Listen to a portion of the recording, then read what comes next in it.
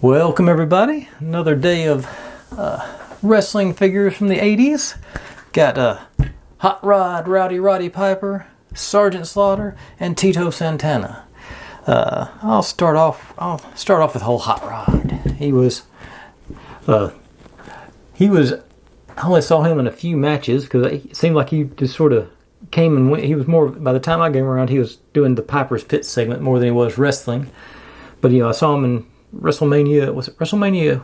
I think it was WrestleMania 1 where they had the boxing match. Or that might have been 2. Him and Mr. T had a match. And, came with his kilt and had his signature, that belt. That's something that he always had. Of course, Hot Rod. And he was, let's see what, his trademark thing is faded. I can't read it. I'm going to guess it's 84. And all these guys were not very well stored. I've really used up a lot of cotton swabs trying to get them cleaned up, and I've had mixed results with them.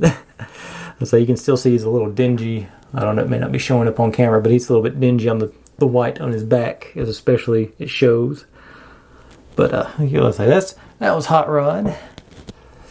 And Tito Santana, he was always in the Intercontinental title scene. He was always sort of chasing that. I think he was on the tag team. He had the Can-Am?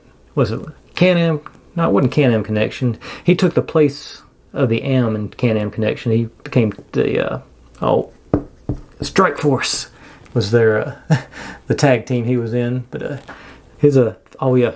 Rowdy Roddy's finisher was a sleeper hold. Forgot about that.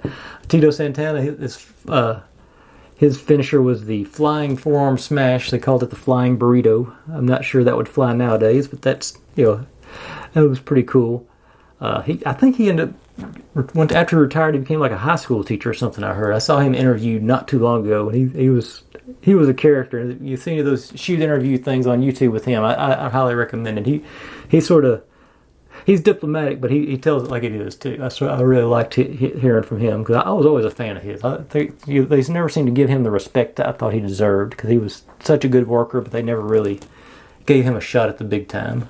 And he just might not have drawn, so that could be the problem too. And finishing up, old Sergeant Slaughter. Now Sergeant Slaughter is a little bit of a different story. If you look on his boot.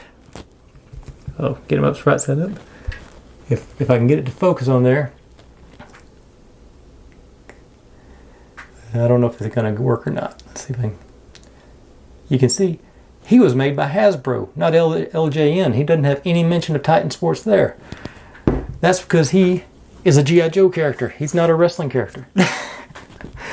He had to mail in to get him, and you can tell he feels a little firmer than these. The material's a little bit thicker, I think. Obviously he's got much more sculpting in his deltoids and biceps and everything, but he was, like I say, I think this was definitely, like I say, he got the G.I. Joe logo on his tights, but he was not part of these action figures. He was obviously intended to be used with them, but it's sort of not one of them, which is sort of semi-amazing to me.